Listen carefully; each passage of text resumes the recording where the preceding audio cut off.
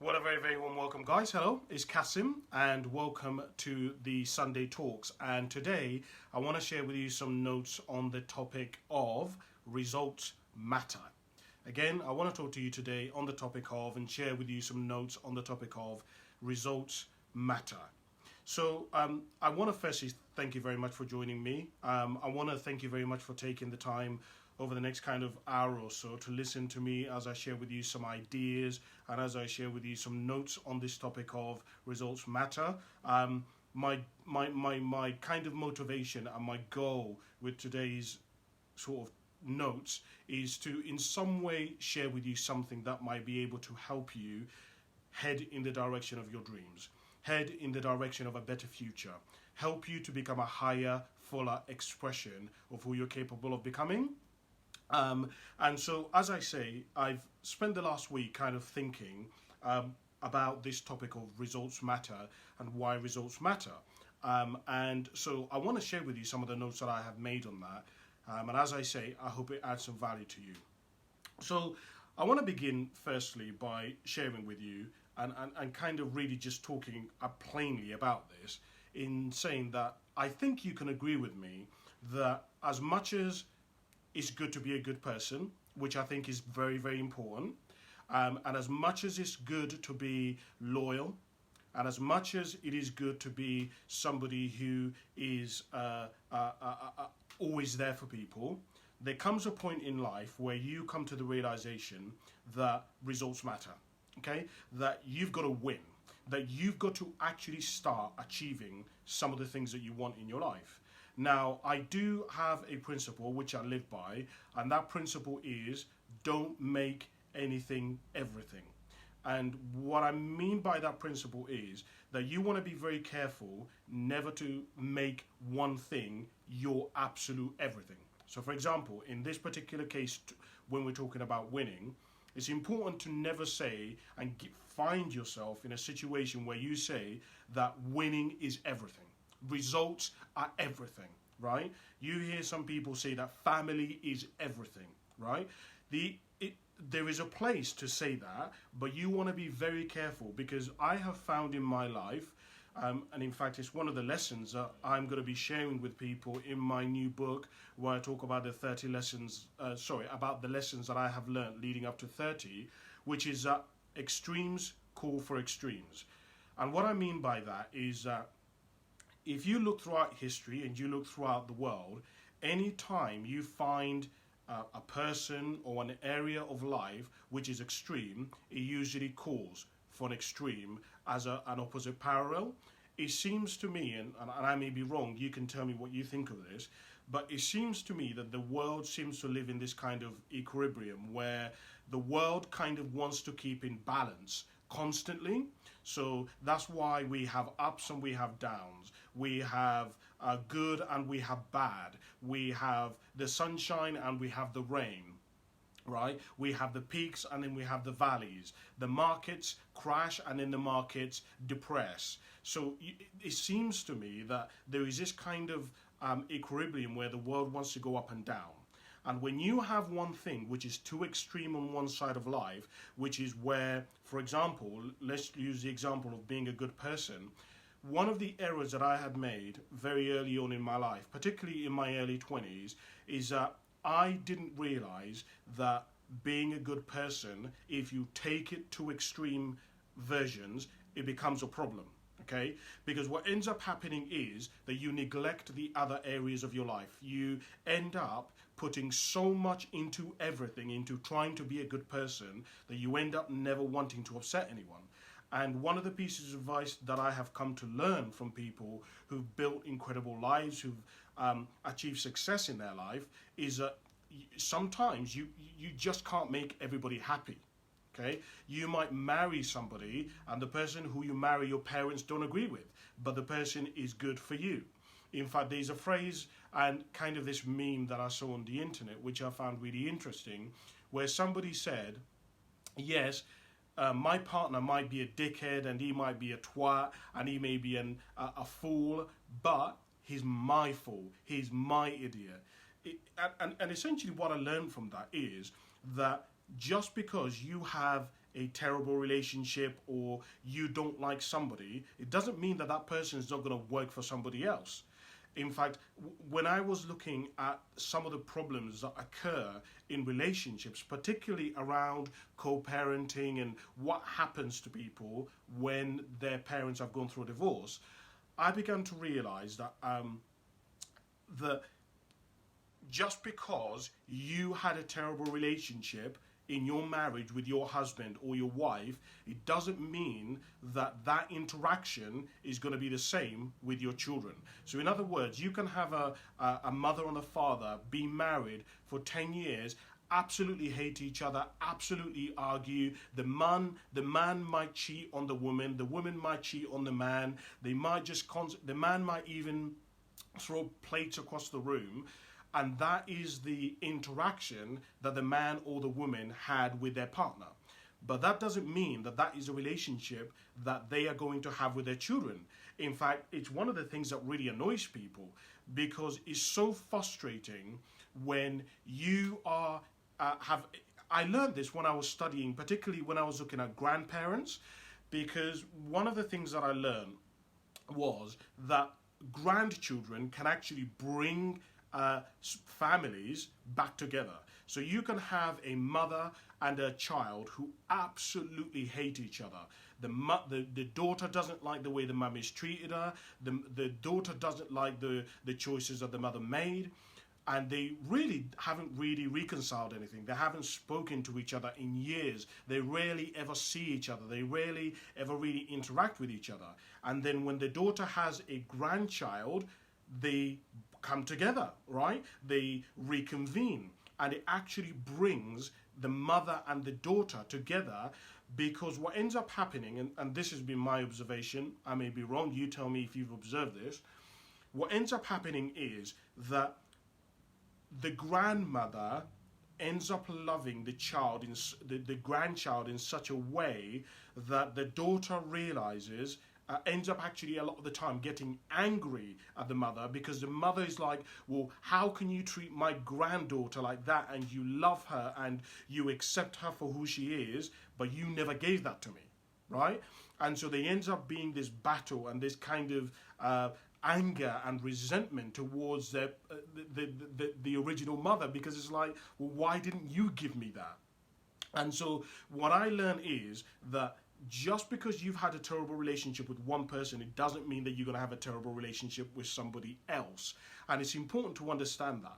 Now, when going back to what I was originally talking about, it's really, really important that you don't make everything, right? It's really important that you don't make one thing the center of your life. It's really important that if you're in a relationship, you don't make your partner your everything, right? I hear people say, she is my everything. I don't know what I would do without her. See, that's a problem, because that means that you're neglecting other areas and other aspects of your being, and because you're sacrificing them to give your absolute everything into everything. Now, as I said earlier on, there is a place for you to put your everything into everything, right? There is a time for that. But what I'm saying is, it has to be this kind of balance where, yes, you put everything into everything, but then you have to retract and you have to balance other areas of your life. So, for example, if you're pregnant, absolutely, you're supposed to put your full effort into being healthy, not drinking, looking after your baby, eating the right things. And it's okay for you to neglect your marriage whilst you're pregnant. But after you have the baby, and of course, for the first year, you've got to put your baby into everything. But there has to be an alertness, and a sort of an alarm bell in the back of your mind that says, okay, it's important for me to give my all into this baby, but if I neglect my marriage and I put my absolute everything into this child, what's going to happen to my marriage 3, 4, 5, 6, 7 years down the line, right? And so there has to be this kind of disparity and this kind of balance, which many of us find difficult, but that's life, isn't it?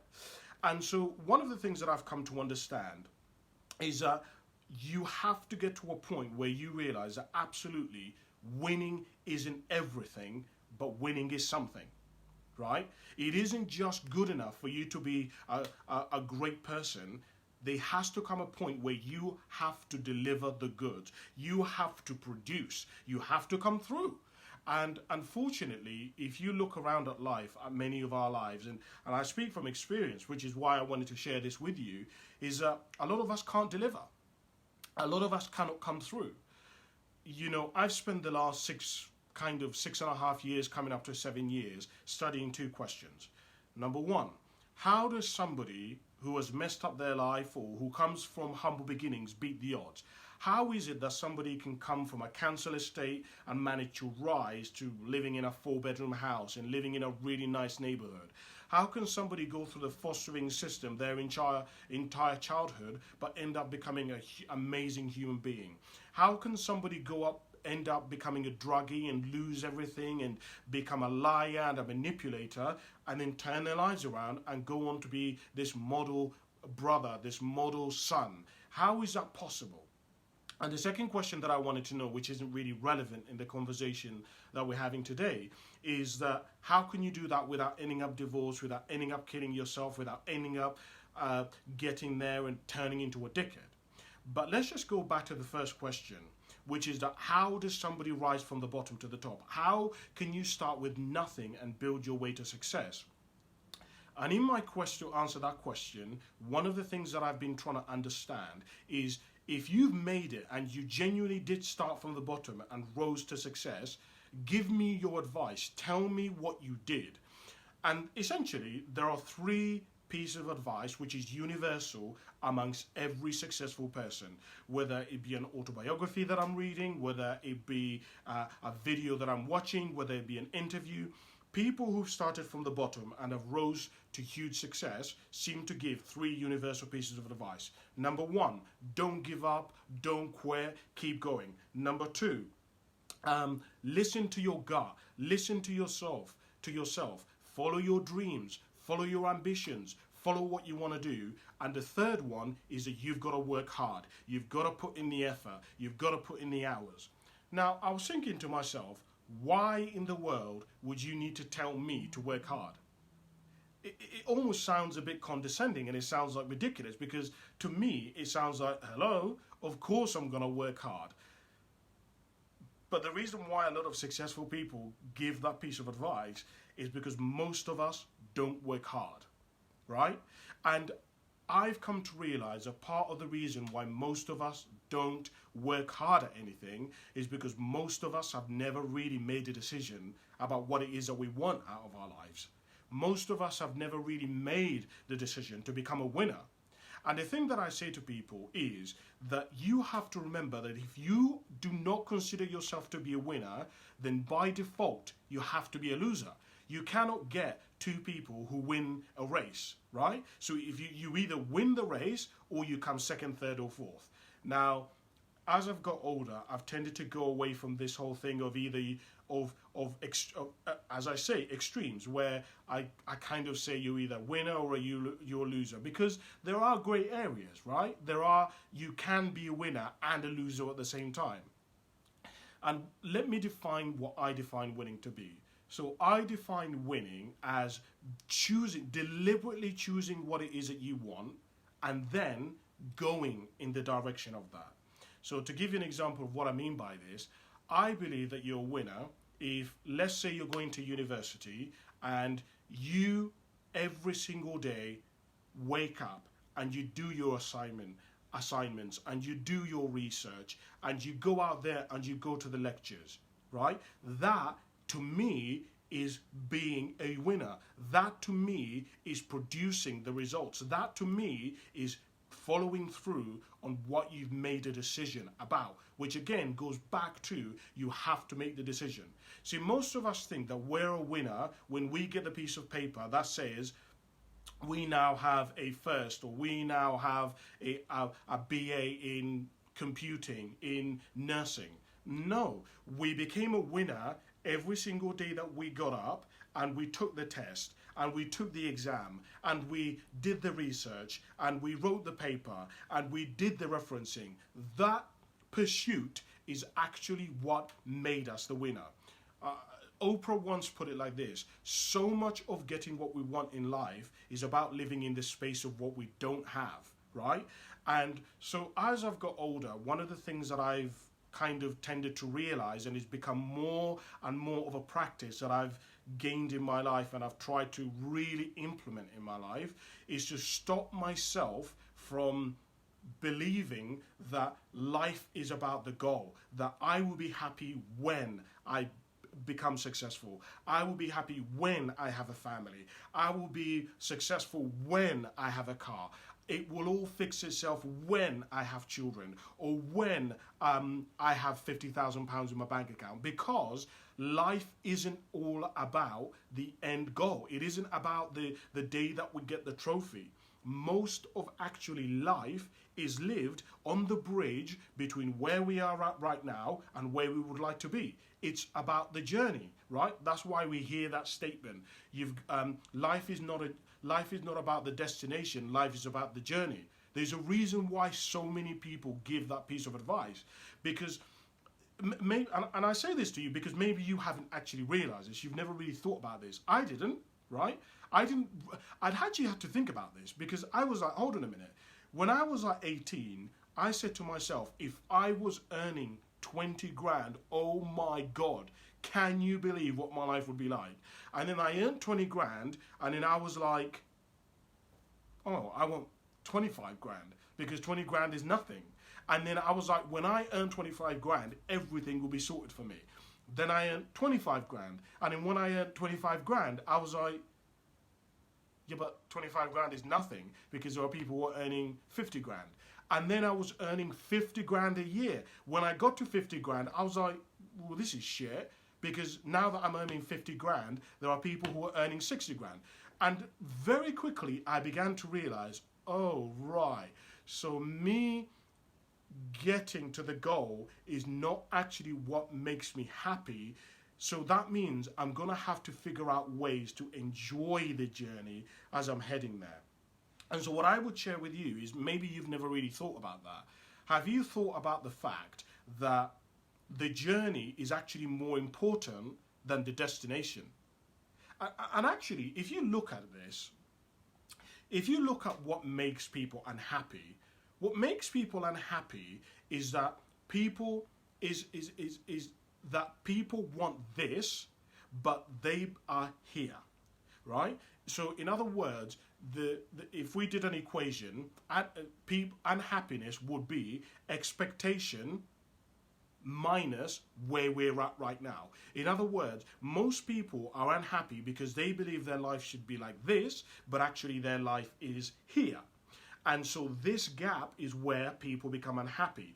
And so if we can learn to be happy in this gap, that means our life will be filled with joy. It will be filled with adventure.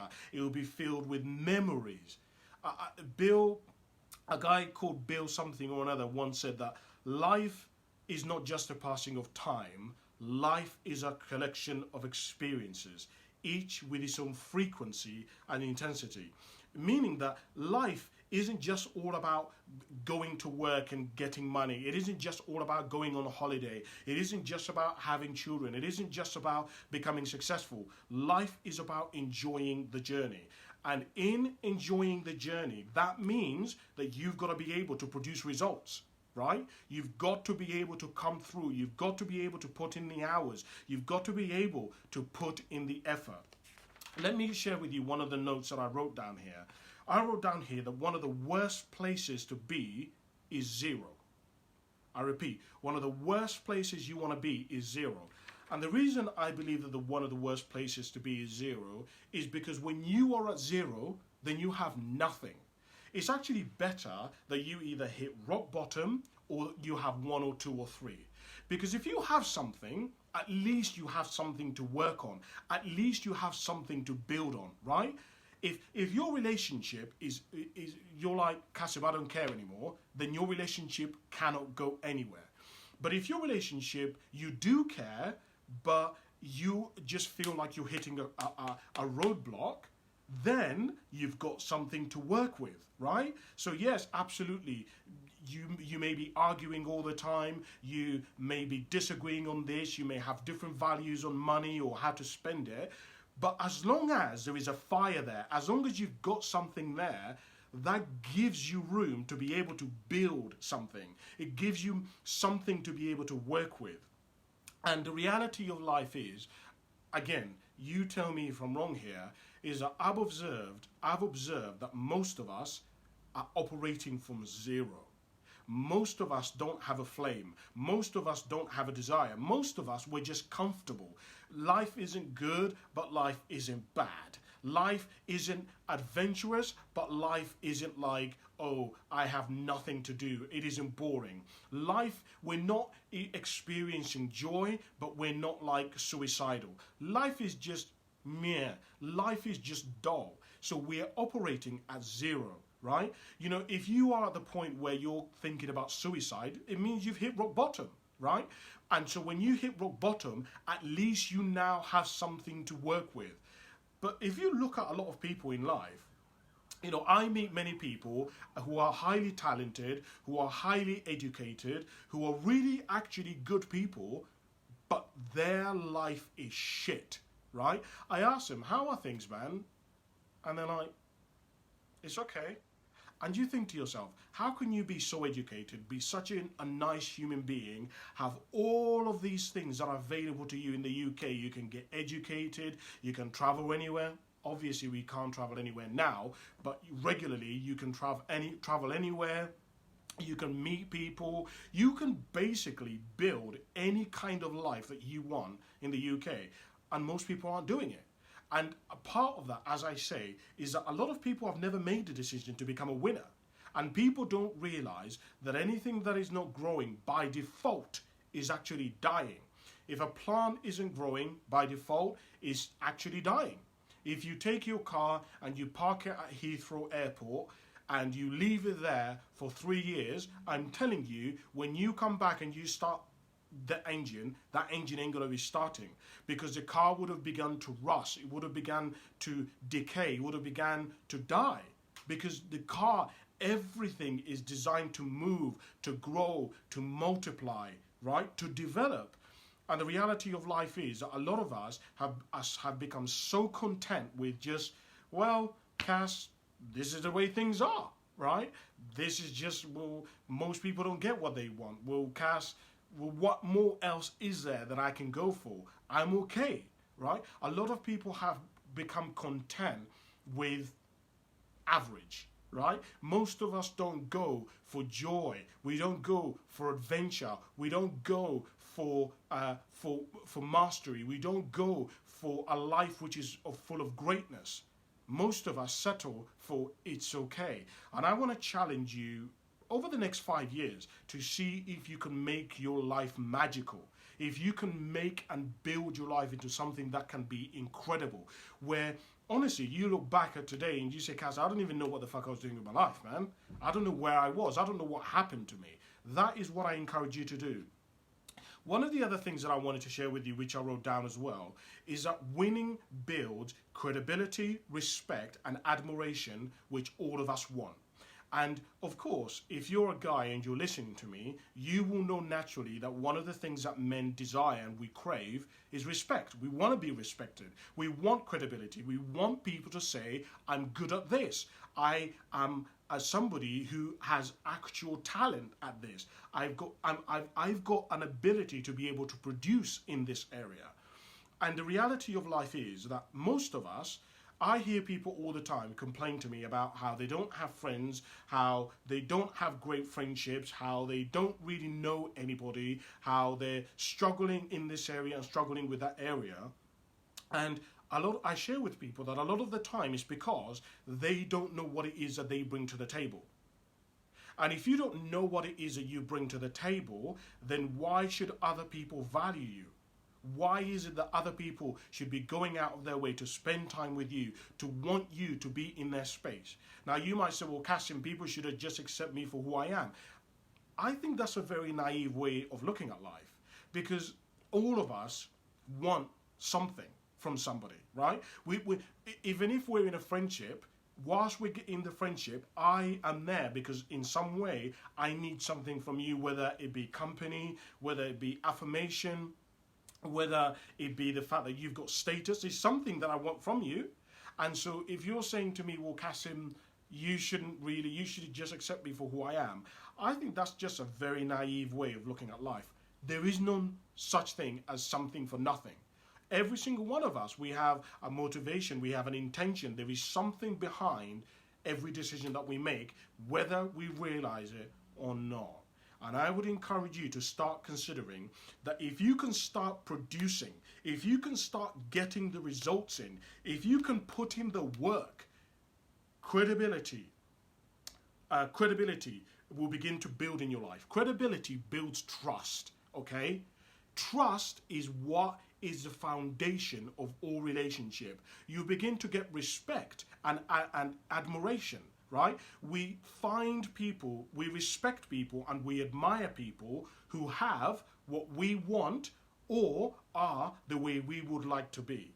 In other words, if I admire you and respect you, it's because I've seen that you have a car that I want, and I'm like, man, I really like that car. I wonder what he did to be able to get that. Fair play to him, right? If your missus or your mister is fitter than somebody else's, or they've got an incredible relationship, you're like, wow, I respect him, or I respect her, or wow, how did they manage to get her, or how did they manage to get him?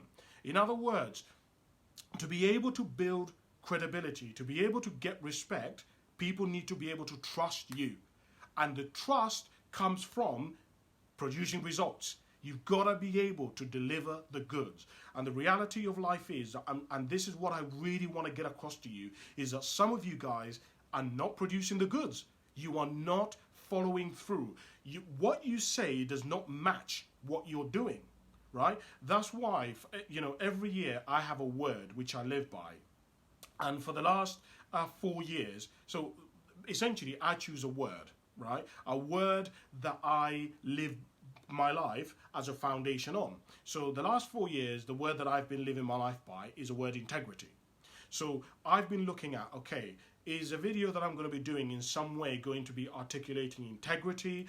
Is when I wake up in the morning, is a job that I'm doing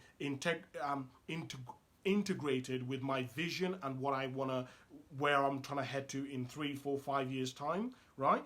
And there is a reason why I chose that word, because that word is really is one of the pillars of what builds credibility. It is one of the pillars